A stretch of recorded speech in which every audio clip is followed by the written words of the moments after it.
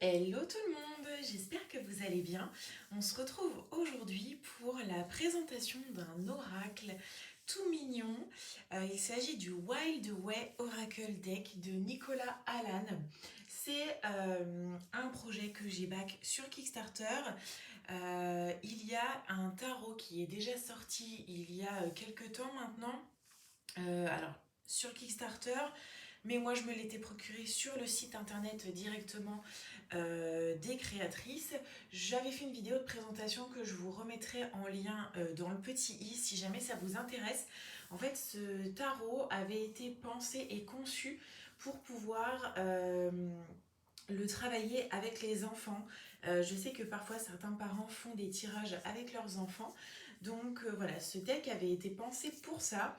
Et moi, je me l'étais procuré malgré le fait que je n'ai pas d'enfant. Parce qu'en fait, j'aimais beaucoup les dessins, les graphismes, l'univers. On est vraiment sur un doudou deck avec des petites représentations, avec des animaux tout mignons, tout rigolos, tout doux. Le deck est extrêmement qualitatif. Donc du coup, quand j'ai vu qu'il y a un oracle qui sortait, ça m'a vraiment intéressée. Je me suis dit, voilà, pour les combiner et les travailler ensemble, ça peut être intéressant. Donc je me le suis procuré et c'est un coup de cœur absolu. Je préfère même l'oracle au tarot, donc c'est vous dire. Donc il se présente comme ceci. On est sur une boîte cloche en dur, très très qualitative, donc entièrement illustrée. C'est basé j'allais dire aux États-Unis, n'importe quoi. Au Royaume-Uni, c'est pas la même chose. Et voilà. Donc, je pense que même si la campagne Kickstarter est terminée, il y a la possibilité de se procurer le deck sur le site internet de la créatrice. Je vous mettrai les liens en barre d'infos en fonction de ce que je trouve. La boîte à l'intérieur est neutre. Il n'y a pas de guidebook, on a uniquement des petites cartes comme ça avec des mots-clés. Les cartes sont organisées selon différentes thématiques, donc notamment les signes du zodiaque. On a des cartes spéciales pour les sabbats, sachant que sur Kickstarter, il y a, alors au moment où je tourne la vidéo, il y a un Kickstarter en cours pour un gros guidebook en fait, limite un format livre concernant ce deck. Bon, je vais pas me le procurer, j'ai pas envie de remettre encore, j'ai pas été regarder les prix, mais je pense que ça a un certain coût. Moi, j'ai du mal en fait avec les guidebooks qui ne rentrent pas dans les boîtes. Là, comme je vous ai dit, de ce que j'ai vu, on est vraiment sur un format livre. Et pour moi, c'est pas pratique. Je vais le ranger ailleurs dans ma bibliothèque. Ça va pas être à côté de mes cartes. Donc en fait, quand je vais prendre le deck, je vais pas penser à prendre le livre. Enfin bref, à chaque fois, ça m'embête. Je préfère, voilà, quand c'est directement intégré dans dans la boîte. Là, je me dis, on a quand même des cartes avec des petits mots-clés pour se guider. Et c'est un oracle. Moi, je trouve que c'est intéressant aussi de travailler la connexion à son intuition et de pas forcément avoir des pages et des pages d'explications, d'interprétation par rapport à l'énergie de chaque carte. Donc voilà. Après, c'est le choix de chacun. Je pense que le livre, le guidebook, s'il y a un site internet des créatrices, il sera disponible dessus de toute façon, si jamais ça vous intéresse. Donc, au niveau des cartes, les tranches sont neutres. Elles sont d'excellente qualité, tout comme le tarot. Les cartes sont de format oracle standard, je dirais. On a combien de cartes? On a 44 cartes dans ce deck. Donc le dos se présente comme ceci. Il n'est pas réversible, mais bon, c'est pas très grave. On fait pas tellement de tirage en droit envers avec un oracle. Il n'y a pas de bordure. On a l'illustration qui remplit intégralement la carte. Donc on a son numéro, le mot-clé associé et donc ensuite là par exemple on est sur la carte numéro 1, numéro 1 des béliers si je dis pas de bêtises.